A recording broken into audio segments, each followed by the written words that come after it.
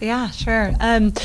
Hey guys, just right now I'm really super excited about our team's heart and our team's fight. I love what we're doing on the floor when we're in between the lines and we're going to war every day for each other. I feel like our team just continues to press on and really grow through some of these challenges that we're facing as a team. I think our togetherness is stronger than ever in the way that we're continuing to stay strong together on the floor, the way that we're continuing to just, come with that fight that we have, especially in that fourth quarter that you saw in North Texas. You see it at East Carolina. You see our fight the whole entire game, and then it kind of ramps up a level in that fourth quarter. Just to recap, our last few games felt like at Charlotte we had really great rhythm offensively in that road win that we have. Delaney Crawford continues to be just a spotlight for us offensively, being able to score in multiple ways and in a lot of different games. When we were at Charlotte, you saw Hadley Perriman, got a double-double. She's doing things on both ends of the floor, and then you see Crystal Ison stepping up in a scoring way, big for us in that game. At East Carolina, super proud of our fight. Like I said, in that game, you see Delaney Crawford again coming through for us offensively, and then you see Paige Bradley being able to come in and contribute quite a bit in that game.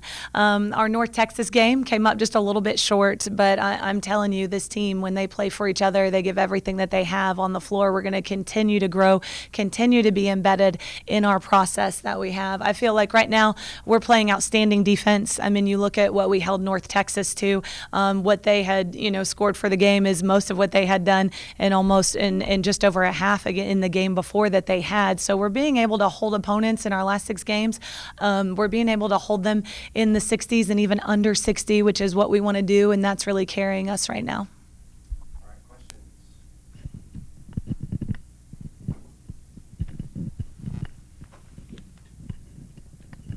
Is there any contingency to move the Wednesday game? I think our administration and their administration are in communication about what travel plans can potentially take place and what that's going to look like. Right now, everything is scheduled as planned. Do you plan around things like that, or do you not change things until you know for certain? I mean, do you have contingencies in your mind? Hey, if we do this, we'll do this, or do you not just go forward with how you would normally go forward with things? Well, I think for sure one of the things you have to do is have a plan A and have a plan B and have a plan C. And right now our plan is still plan A until we hear otherwise or see otherwise. And obviously hope everybody is safe and hope everybody is, all over where the weather's going to hit. Hope everybody stays safe and stays healthy. And that's our top priority. Is Delaney Crawford that broken up all the time after games like that? I think everybody has these different ways that they process wins and that they process losses. And I think anytime that you have players that pour their whole entire heart into something, there's always a sting of disappointment. There's always this pain of coulda, shoulda, woulda in these different moments. And I think one thing that our team does really well is the way they surround each other, the way they support each other, the way they continue to stay true to our vision of what we can become, even with some of these speed bumps and some of these hiccups and some of these things that you want desperately to happen that don't happen. You stay focused and you move forward, and I think Delaney Crawford is one of the best at that. Is that do you like that, or would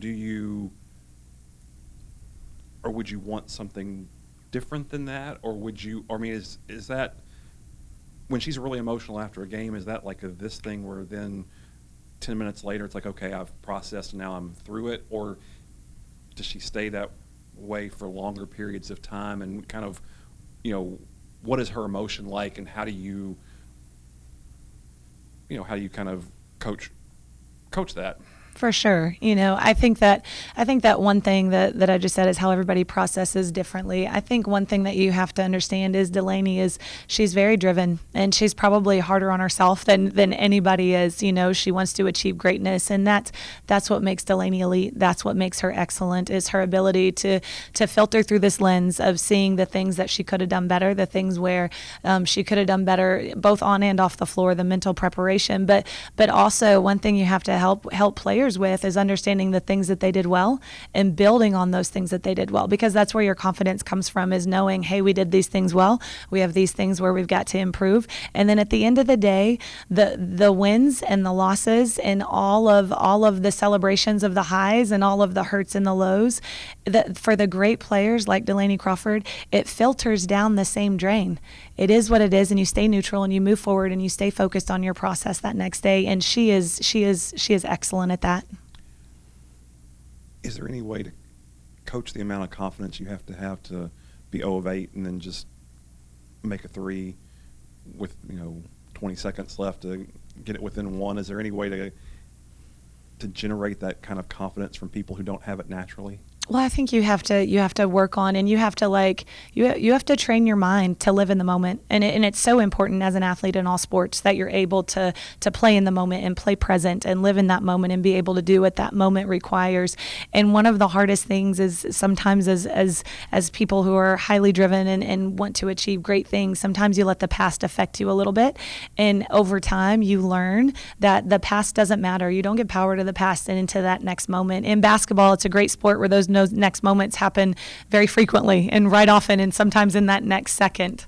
So you are near but not quite now when you play teams that are at the top of the league.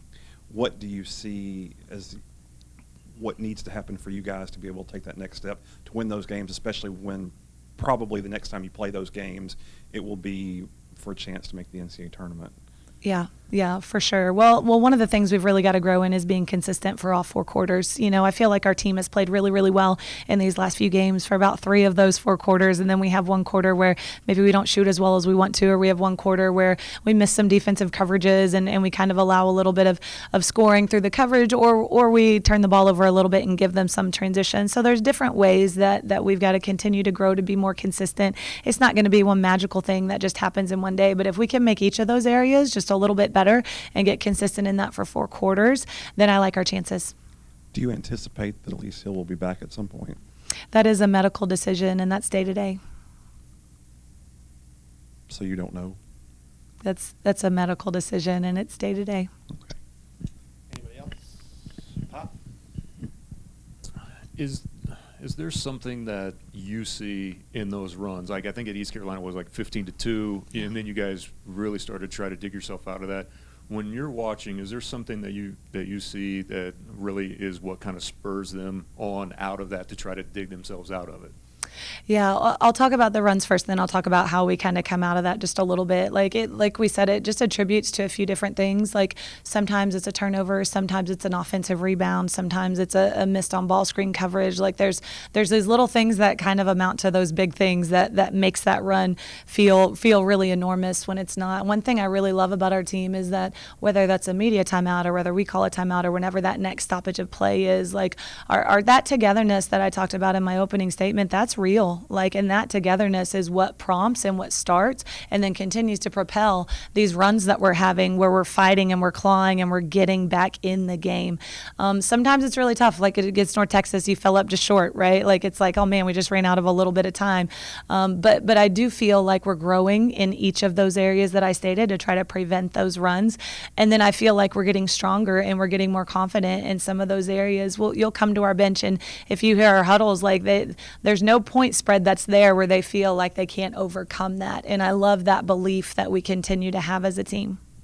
Is part of what makes them fight for each other the way that they do, and how you describe also how they carry themselves around each other off the court as well? Yeah, for sure. We have a really close group. I love how connected our players are, freshmen through seniors. It doesn't matter. We're very fortunate to have a group that really genuinely has great trust with one another, and they care about each other. And I think that's evident on the floor in the way that we play and the way that we're connected.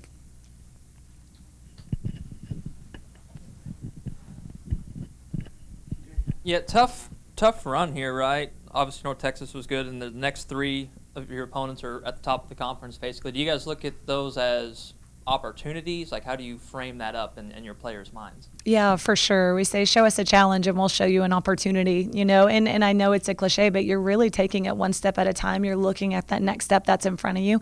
We know we have some challenges in front of us.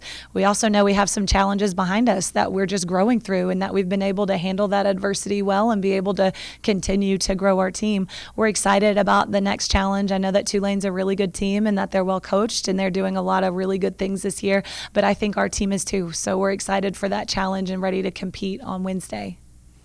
Off of that, what stands out about Tulane right now?